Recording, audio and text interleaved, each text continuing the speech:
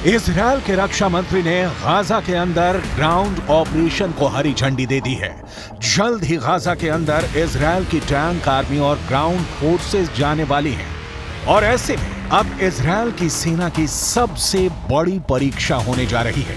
करीब 365 वर्ग किलोमीटर में फैला गाजा इसलिए सबसे बड़ा मजबूत किला है क्योंकि जितना गाजा ऊपर नजर आता है उससे कहीं ज्यादा गाजा जमीन के नीचे है।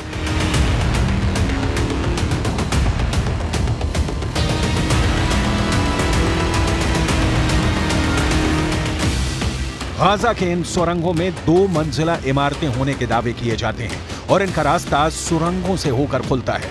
इन्हीं सुरंगों के अंदर हमास की हथियार निर्माण की फैक्ट्रियां हैं। देखिए, इस तरह सुरंगों के अंदर हमास ने रॉकेट बनाने की फैक्ट्रियां लगाई हुई हैं।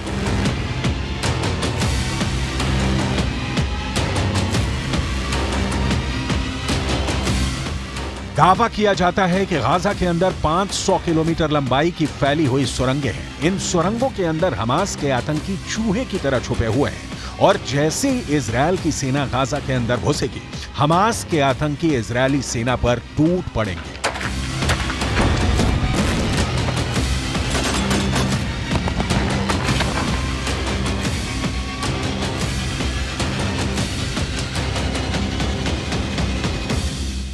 इस वक्त इजरायल की राजधानी जेरूसलम के ओल्ड सिटी के पास हूं। इजरायल के अंदर सुबह से ही रॉकेट से हमले हो चुके हैं। दरअसल गाजा के अंदर से सुरंगों का युद्ध कोई नया युद्ध नहीं है। 2006 में भी इजरायल ने गाजा में सुरंगों को नष्ट किया था, लेकिन अब ऐसा दावा किया जा रहा है कि वहां सुरंगों की संख्या बढ़ चुकी है और यही एक बड़ी चुनौती बनकर इजरायल की आर्मी के लिए उभरी है। इजरायली डिफेंस फोर्स के पास सुरंगों को ढूंढने, बंधकों को छुड़ाने, सुरंगों को साफ करने, निष्क्रिय करने और नष्ट करने की क्षमता है।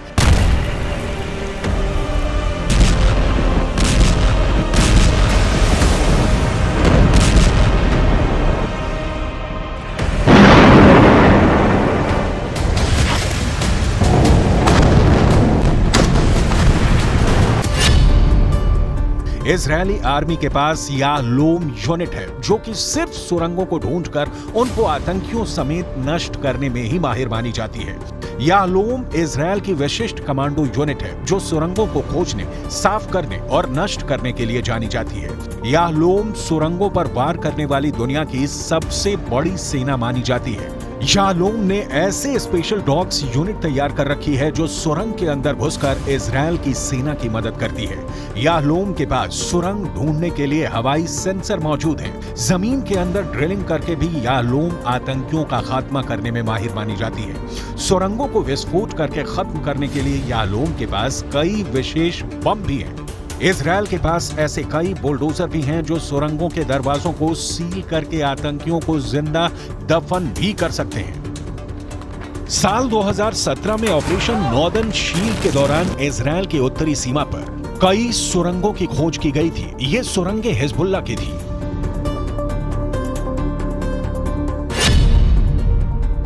तो इजरायल डिफेंस फोर्स ने सुरंगों को बंद करने के लिए ट्रक भरकर हजारों टन गीले सीमेंट सुरंग के अंदर डाल दिए थे। आतंकियों को बहुत बुरी मौत मारने के लिए कई बार इजरायल की सेना इन सुरंगों के अंदर सीवर का गंदा पानी भी डाल चुकी है। इजरायल की आर्मी के लिए सबसे आसान है समंदर के खारा पानी इन सुरंगों के अंदर डालना, क्योंकि गाजा समंदर के किनारे पर बसा है।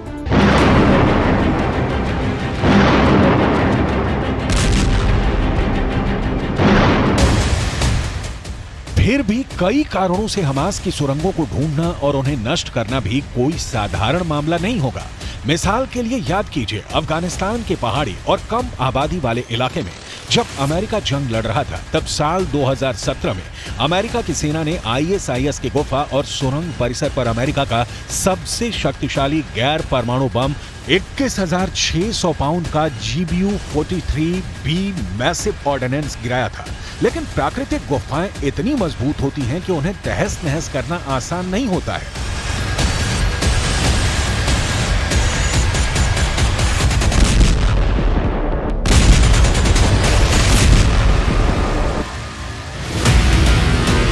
इजरायल के लिए सुरंगों में सीधा एक्शन इसलिए भी मुश्किल है क्योंकि इजरायल की आर्मी ने गाजा में घेरेबंदी की शुरुआत में ही कुछ छापे गाजा के अंदर मारे थे और इसके बाद आईडीएफ ने ही यह अनुमान लगाया था कि शायद आतंकवादी बंधक नागरिकों को सुरंगों के अंदर ले गए हैं। ऐसे में किसी भी सुरंग को बेरहमी से फोड़ डालने के लिए इजरायल मानसिक रूप से कितना तैयार है, ये भी देखना होगा। कुछ ऐसी रिपोर्ट्स भी आई हैं जिनमें दावा किया गया है कि इजरायल ने ऐसे बम बनाए हैं जो जमीन के ऊपर नहीं फटते हैं, बल्कि वो जमीन के कई फीट अंदर जाकर फटते हैं। ऐसे में मोटी कंक्रीट से बनी सुरंग की दीवार भी फट सकती है और सुरंगें नष्ट भी हो सकती हैं। आतंक की इन सुरंगों को नष्ट करना भी इजरायल की सेना का एक प्रमुख लक्ष्य है। साल 2008 और साल 2014 में जमीनी अभियानों में इजरायल सुरंगों को नष्ट भी कर चुका है।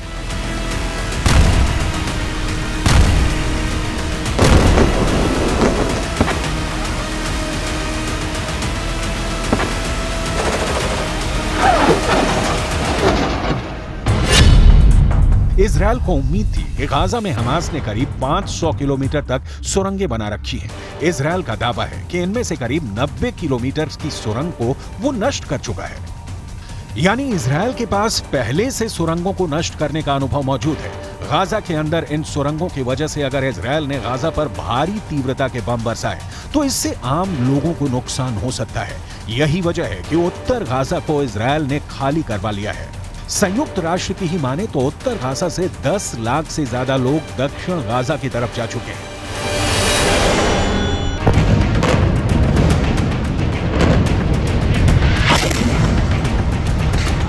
गाजा के अंदर पानी की सप्लाई का हाल बहुत बुरा है। दरअसल युद्ध की शुरुआत के साथ ही इजरायल ने गाजा में पानी की सप्लाई बंद कर दिया था। हालांकि इजरायल ने अब यह दावा किया है कि वो दक्षिण गाजा में पानी की सप्लाई करेगा, लेकिन अब तक कुछ भी तय नहीं है। अब तो फिलिस्तीन के अखबारों ने भी यह दावा किया है कि पानी की कमी की वजह से गाजा के लोग नहा नहीं पा रहे हैं, जिसकी वजह से त्वचा की बीमारियां होने लगी हैं।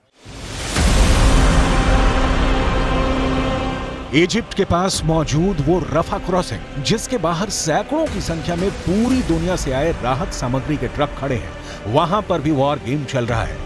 जब बाइडेन ने इजरायल का दौरा किया था तब इजरायल से जाते हुए वो ये बयान देकर गए थे कि शुक्रवार को रफा क्रॉसिंग खोल दी जाएगी और राहत सामग्री अंदर जाएगी, लेकिन इजरायल की तरफ से इस पर कोई बयान नहीं आया। हालांकि जब इससे पहले भी रफा क्रॉसिंग को खोलने की बात हुई थी तब इजरायल ने वहीं पर एयर स्ट्राइक कर दी थी। जाहिर सी बात है, रफा क्रॉसिंग को खोलना इतना आसान नहीं है, क्योंकि इजरायल को डर है कि राहत सामग्री कहीं गाजा के अंदर से होते हुए आतंकियों की सुरंगों में ना पहुंच जाए। पहले से इजरायल ये दावा करता रहा है कि पूरी दुनिया ने गाजा को कई सालों में जो मदद भेजी है, दरअसल वो मदद आतंकियों के पास पहुंची है और उसका इस्तेमाल ऐसी ही सुरंगों को बनाने के लिए किया गया है।